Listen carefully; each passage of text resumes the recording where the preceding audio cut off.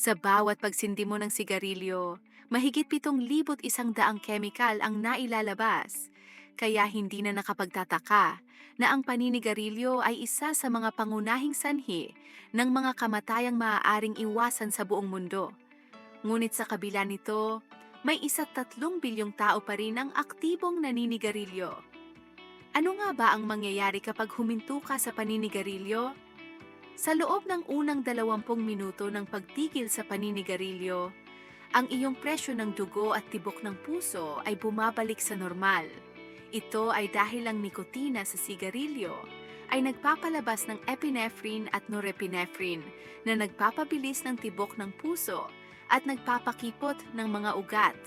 Dahil dito, malamig ang kamay at paa ng mga naninigarilyo. Ngunit sa puntong ito, bumabalik na sa normal ang temperatura ng iyong mga kamay at paa. Pagkalipas ng 2 oras, nagsisimula ang pagnanasa sa nikotina. Maaaring makaranas ng iritabilidad, antok, tensyon, at hirap sa pagtulog dahil bumababa ang dopamine sa katawan. Ito ay normal na reaksyon ng katawan sa pagbawas ng dopamine na dulot ng nikotina. Pagkalipas ng 8 oras, ang carbon monoxide na nalanghap mula sa sigarilyo ay nagsisimulang mawala sa katawan, kaya't bumabalik sa normal ang antas ng oxygen sa dugo. Ang carbon monoxide at oxygen ay nagkakompetensya para dumikit sa hemoglobin ng dugo. Sa pag-alis ng carbon monoxide, mas maraming oxygen ang nakakapasok. Ngunit para sa mga matagal ng naninigarilyo, ang pagkakalantad sa carbon monoxide ay nagiging sanhi ng paglaki ng mga pulang selula ng dugo na nagpapalapot ng dugo, nagpapataas ng presyon, at nagpapalaki ng posibilidad ng pamumuo ng dugo. Sa loob ng 24 na oras, maaaring dumalas ang pag-ubo, tanda ito ng paglilinis ng katawan mula sa lason sa baga. Sa panahong ito, nababawasan na rin ang panganib ng pagkakaroon ng mga sakit sa coronary artery. Pagkalipas ng 48 oras, tuluyang nawawala sa katawan ang nikotina at mga metabolite nito. Nagsisimula ng mag-regrow ang mga nasirang nerve endings. Ang tar at iba pang kemikal sa sigarilyo ay nagpapaplat ng taste buds at nagpapabawas ng daluyan ng dugo, kaya't humihina ang panlasa. Ngunit sa puntong ito, bumabalik na ang sensitivity ng iyong panlasa. Mas sumasarap na ang pagkain. Gayunpaman, ang mga matagal ng naninigarilyo ay maaaring makaranas ng hindi na maibabalik na pinsala sa panlasa. Sa loob ng 72 oras, nararating ang rurok ng withdrawal sa nikotina. Maaaring makaranas ng pananakit ng ulo, pagkahilo, pananakit ng tiyan, at emosyonal na sintomas tulad ng pagkabalisa at depresyon.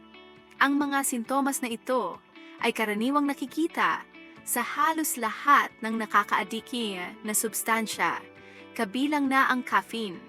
Ngunit pagkatapos ng panahong ito, tapos na ang pinakamatinding yugto. Pagkatapos ng 1 buwan, bumababa na ang panganib ng pagkakaroon ng type 2 diabetes, cancer, at mga sakit sa puso. Sa loob ng 3 hanggang 9 na buwan, halos buo nang napapanumbalik ang mga silya sa baga, mga malahiblang estruktura na naglilinis ng alikabok at dumi. Bunga nito, halos nawawala na ang ubo at hirap sa paghinga. Pagkatapos ng 1 taon, ang panganib mo sa coronary heart disease ay kalahati na lamang kumpara sa isang taong patuloy na naninigarilyo.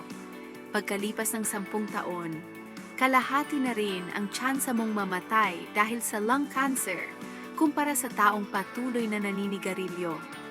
Bumaba na rin ang panganib mo sa iba pang cancer tulad ng sa bibig, lalamunan, esophagus, pantog, bato at pancreas. Pagkalipas ng 15 taon, ang panganib mo sa coronary heart disease ay kapantay na ng isang taong hindi nanigarilyo. Ang mga benepisyo ng pagtigil sa paninigarilyo ay nagsisimula agad at nagpapatuloy sa loob ng maraming taon. Mas magiging magaan ang iyong paghinga, mas gaganda ang iyong pakiramdam, at mas magkakaroon ka ng enerhiya. Mahirap huminto, pero mas higit ang benepisyong hatid nito kaysa sa hirap ng withdrawal. May tulong na maaaring makuha, kausapin ang iyong doktor, tumawag sa Quitline, o sumali sa mga support group. At higit sa lahat, ang pinakamabisang paraan upang maiwasan ang lahat ng ito ay ang huwag magsimulang manigarilyo kailanman.